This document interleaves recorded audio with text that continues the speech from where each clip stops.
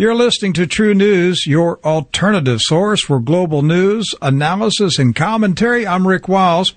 Bankster Ben Bernanke retired. And look at the mess the world is in ever since he left the Federal Reserve. Currencies and emerging markets from Argentina to Turkey are dropping fast around the world. The P word is showing up in mainstream media articles. Panic.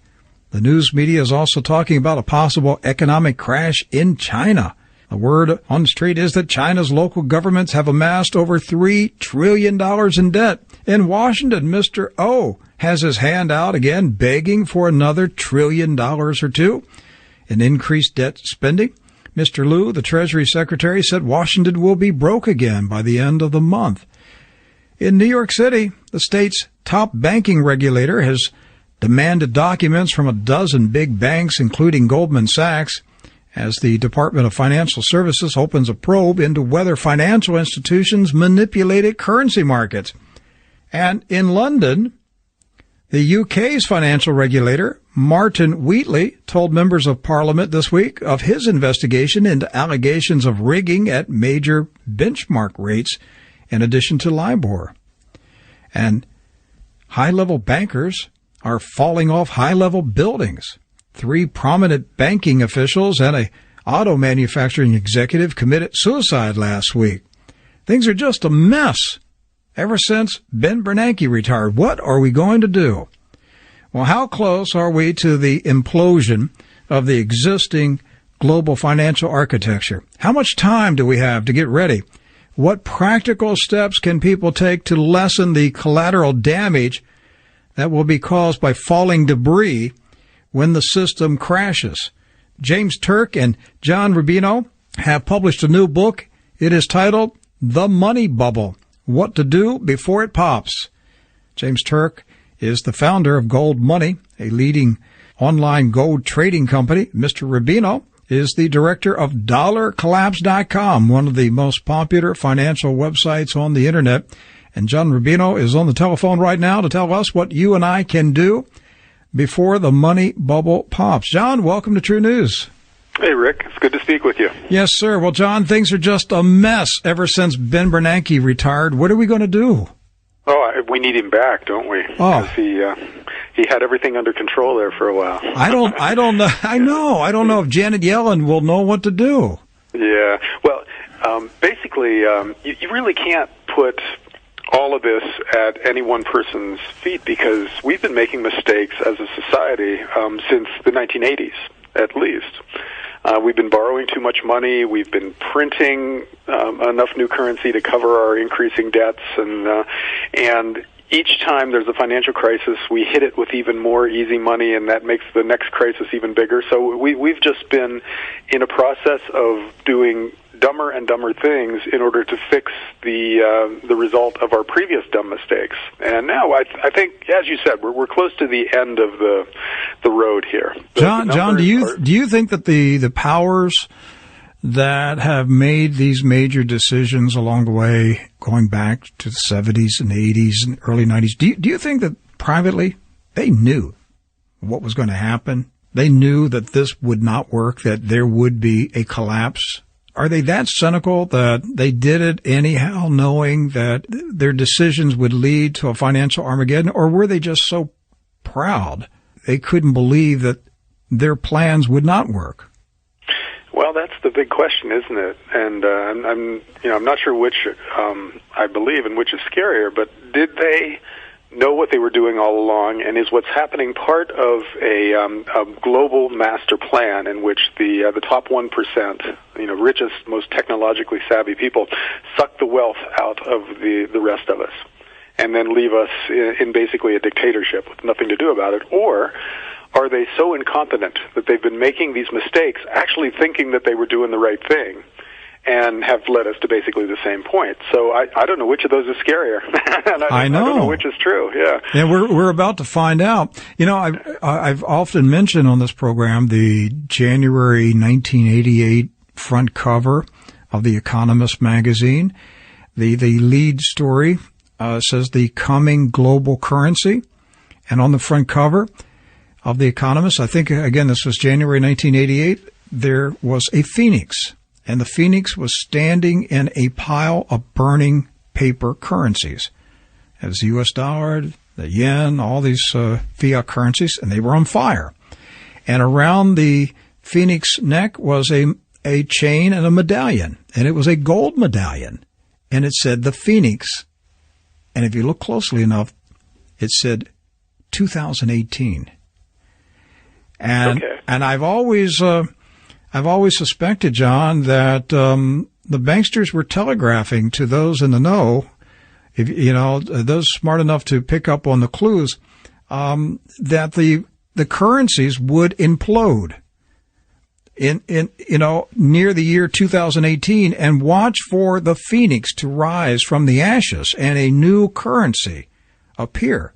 That's always been my hunch on this. But man, this is getting scary because this is 2014 and currencies are really shaky right now. Mm-hmm. Well, 2018 is not an unreasonable date for when everything falls apart, because the numbers are getting unmanageable already.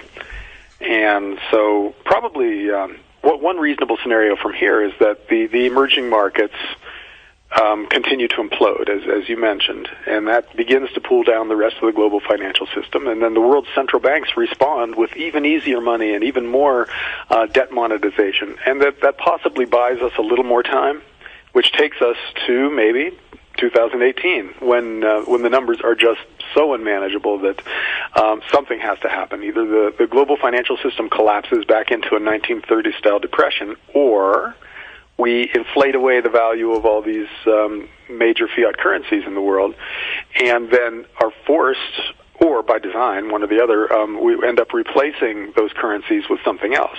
And so the question is, what are they going to try next? Is it a currency like the SDR, which is basically backed by a basket of all the other fiat currencies, which would not really solve the problem, since the fiat currencies are what have no value? Or will we go back to something gold-based? There's a woman that, if you don't know her, you should meet her and interview her for your show sometime. Her name is Catherine Austin Fitz. Oh, I know Catherine. Yes, okay, sure. Good, because her theory is that that this is planned history, that these guys are operating with the goal in mind of sucking all the wealth out of the working people of the world, and then at the end, when they've used up these fiat currencies, they'll replace them with a gold-backed sound currency, sound form of money. Called the Phoenix. That's what the Economist magazine was saying. It had a gold coin, 2018. Yeah, because at that point, it's in the interest of the guys in charge to have sound money, because they will have accumulated all the wealth.